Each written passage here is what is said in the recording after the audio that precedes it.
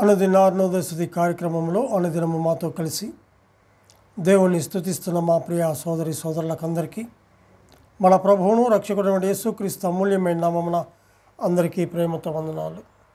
యువదీకాల మన ధ్యానాంశము మధ్యవర్తి అయిన దేవుడు. పరిశుద్ధ గ్రంథమైన బైబిల్లో నుంచి అపోస్తుడైన పౌలు తిమోతికి వ్రాసిన మొదటి పత్రిక 2వ అధ్యాయము 5-6 వచనాలు చదువుకుందాం. దేవుడు ఒక్కడే, దేవునికి నరులకును మధ్యవర్తి ఒక్కడే, ఆయన క్రీస్తు యేసును నరుడు. ఈయన అందరి కొరకు విమోచన క్రయధనముగా తన్ను తానే సమర్పించుకొనెను అని చెప్పి చూస్తుంటున్నాను. అనుదిన అరుణోదయ కార్యక్రమంలో ఇలాగ ప్రతి దినము కూడా కలిసి ఆయన సన్నిధికి వచ్చి ఆయన స్తుతించి గణపరిచే భాగ్యాన్ని దేవాతి దేవుడు మనకు అనుగ్రహించాడు. ఈ ఉదయకాల వేళలో మధ్యవర్తి అయిన దేవుణ్ణి స్తుతించి గణపరిచే భాగ్యాన్ని దేవుడు మనకు అనుగ్రహించాడు. దేవుడు ఒక్కడే, దేవునికి నరులకు మధ్యవర్తి ఒక్కడే. ఆయన క్రీస్తును నరుడుగా మనం చూస్తుంటున్నాం. ఈ మాటలు మనం గమనిస్తుంటున్నాం. ఈ మాట పట్టుకొని కొందరు క్రీస్తు దేవుని కుమారుడు కాదని చెప్తూ ఉన్నారు. కాదే అది సరైనది కాదు. క్రీస్తు అనగా సర్వాధికారి అయినటువంటి దేవుడు. అందుకే రోమిలకు రాసిన పత్రిక 9వ అధ్యాయము 5వ వచనంలో గమనించినట్లయితే, పితరులు వీరివారు శరీరమును బట్టి క్రీస్తు వీరిలో పుట్టెను, ఈయన సర్వాధికారి అయిన దేవుడై ఉండి నిరంతరము స్తోత్రార్హుడై ఉన్నాడు, ఆమేన్ అని చెప్పేసి మనం చూస్తుంటున్నాం. కావునండి, క్రీస్తు సర్వాధికారి అయినటువంటి దేవుడు, సర్వంతరయామి, సకల సృష్టికర్త, సర్వమును సృష్టించినటువంటి వాడు, సమస్తమునకు ఆధారభూతుడైనటువంటి ఆయనను స్తుతించే భాగ్యాన్ని దేవుడు అనుగ్రహించు. దేవుడు ఒక్కడే, ఆయనే ప్రభువైన యేసుక్రీస్తు ప్రభు. ఆయనే నిజమైన దేవుడు, ఆయనే నిజమైన వెలుగు, ఆయనే నిజమైన రక్షకుడు, ఆయనే అందరి ప్రాణములను అందరిని రక్షించడానికి ఆయనే పరము నుండి భూలోకానికి మానవునిగా మధ్యవర్తిగా వచ్చాడు. పరలోకము నుండి ఆ మహిమను వీడి పరలోకము నుండి భూలోకానికి మానవునిగా వచ్చాడు, మధ్యవర్తిగా వచ్చాడు, రిక్తుడైపోయాడు, ఆకారాన్ని కోల్పోయాడు, రక్తమును చిందించాడు, ప్రాణమును పెట్టాడు. అటువంటి వారు ఈ భూలోకంలో ఎవరైనా ఉన్నారా? ఎవరు కూడా లేరు. కానీ ఆయనే నిజమైన దేవుడు, ఆయనే. అందుకే అంటాడు కదా, దేవుడు ఒక్కడే, దేవునికి నరులకు మధ్యవర్తి ఒక్కడే, ఆయన క్రీస్తు యేసును నరుడు అని చెప్పి చూస్తుంటాం. అవును, అటువంటి దేవాది దేవుణ్ణి స్తుతించే భాగ్యాన్ని మనకు అనుగ్రహించాడు. అందుకే కదా అపోస్తలుడైన పౌలు రోమిలకు రాసిన పత్రిక 9:5 మనం చదువుకున్నాం. క్రీస్తు అనగా సర్వాధికారి అయినటువంటి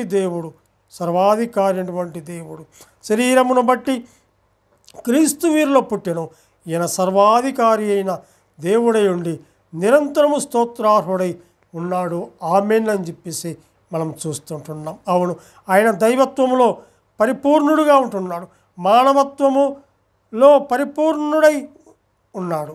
అంతేకాదు, కానీ అందుకే క్రీస్తు అను దేవుడు యేసు అను మానవుడిగా అవతరించాడు. క్రీస్తు అను దేవుడు యేసు అను మానవుడిగా అవతరించాడు.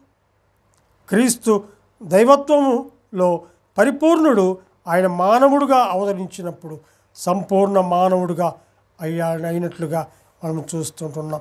ఇక్కడ మనం గమనించినట్లయితే యోహాను సువార్త 1వ అధ్యాయము 1-5 వచనాలు మనం చదువుకున్నట్లయితే, ఆదియందు వాక్యము ఉండెను, వాక్యము దేవుని యొద్ద ఉండెను, వాక్యము దేవుడై ఉండెను, ఆయన ఆదియందు దేవుని యొద్ద ఉండెను, సమస్తమును ఆయన మూలముగా కలిగి ఉన్నదేదియు ఆయన లేకుండా కలుగలేదు. ఆయనలో జీవముండెను, ఆ జీవము మనుషులకు వెలుగై ఉండెను, ఆ వెలుగు చీకటిలో ప్రకాశించుచున్నది కానీ చీకటి దాన్ని గ్రహింపకుండెను అని చెప్పి చూస్తున్నాం. అవును, ఆయన ఆది యందున్నటువంటి దేవుడు, ఆ వాక్యమైనటువంటి దేవుడు, అటువంటి దేవాది దేవుణ్ణి స్తుతించే భాగ్యాన్ని అనుగ్రహించాడు. అటువంటి దేవుడు 14వ వచనంలో మనం గమనిస్తే, ఆ వాక్యము శరీరధారికై కృపాసత్య సంపూర్ణుడుగా మన మధ్య నివసించెను, తండ్రి వలన కలిగిన అద్వితీయ కుమారుని మహిమ వలె మనము ఆయన మహిమను కనుగొంటిమి అని చెప్పి చూస్తున్నాం. అవును, ఒకప్పుడు మనకి ఇటువంటి ధన్యత లేదు. ఆయన స్తుతించే భాగ్యము మనకు లేదు.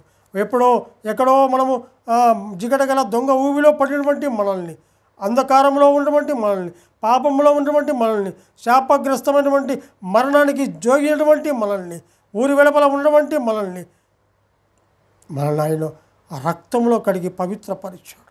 కృపాసత్య సంపన్నుడుగా మన మధ్యకు వచ్చాడు. వాక్యమైనటువంటి దేవుడు, ఆది యందు వాక్యం ఉండెను అని చెప్పి చూస్తున్నాం. వాక్యము దేవుని యొద్ద ఉండెను, వాక్యము దేవుడై ఉండెను, సమస్తము ఆయన మూలముగా కలిగి ఉన్నదేదియు ఆయన లేకుండా కలగలేదు అని చెప్పి చూస్తున్నాం. అవును, సమస్తమునకు ఆధారభూతుడు ఆయనలో జీవము ఉంది. ఆ జీవం మనుషులకు వెలుగై ఉండెను అని చెప్పి చూస్తుంటున్నాం.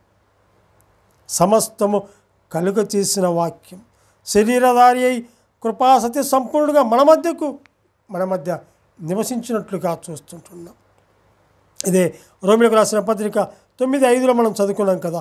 ఈయన అనగా ఈ క్రీస్తు సర్వాధికారి అయి ఉండి నిరంతరము స్తోత్రార్హుడై ఉన్నాడు. సర్వాధికారి అయినటువంటి దేవుడు శరీరము దాల్చి నరుడైనట్లుగా చూస్తుంటున్నాడు. ఆ నరుడే ఈ భూలోకంలో ఉన్న ప్రజలను రక్షించుట కొరకై ఆయన మధ్యవర్తిగా వచ్చాడు. అందుకే దేవుడొక్కడే, దేవునికి నరులకు మధ్యవర్తి ఒక్కడే అని చెప్పి చూస్తాం. ఆయనే నిజమైనటువంటి దేవుడు, ఆయనే క్రీస్తును నరుడుగా ఉన్నాడు. అందును బట్టి ఆయన మనము స్తుతించవలసిన వారముగా ఉంటున్నాం. యెషయా గ్రంథము 49వ అధ్యాయము 9వ వచనం, 46వ అధ్యాయము యెషయా గ్రంథము 9వ వచనం చదువుకుందాం. చాలా పూర్వమున జరిగిన వాటిని జ్ఞాపకం చేసుకునుడి. దేవుడును నేనే, మరి ఏ దేవుడును లేడు. నేను దేవుడను, నన్ను పోలినవాడు ఎవడునూ లేడు అని చెప్పి చూస్తున్నాడు. ఆయన పోలినవాడు ఈ భూలోకంలో ఎవరూ కూడా లేరు. ఆయనే మహాకాశములు కలుగ చేసినవాడు, ఆయనే సూర్యచంద్ర నక్షత్రాలు కలుగ చేసినవాడు, ఆయనే సమస్తమునకు ఆధారభూతుడు, ఆయనే నిజమైనటువంటి వెలుగు, ఆయనే ఈ లోకానికి రక్షకుడుగా వచ్చాడు, విమోచకుడుగా వచ్చాడు, ప్రాణనాథుడుగా వచ్చాడు. పాపులను రక్షించుట కొరకే ఆయన భూలోకానికి మానవునిగా వచ్చాడు. దేవుడును నేనే, మరి ఏ దేవుడు కూడా ఈ లోకంలో లేడు అని చెప్పి చూస్తాం. ఆయనే ప్రభువైన యేసుక్రీస్తు.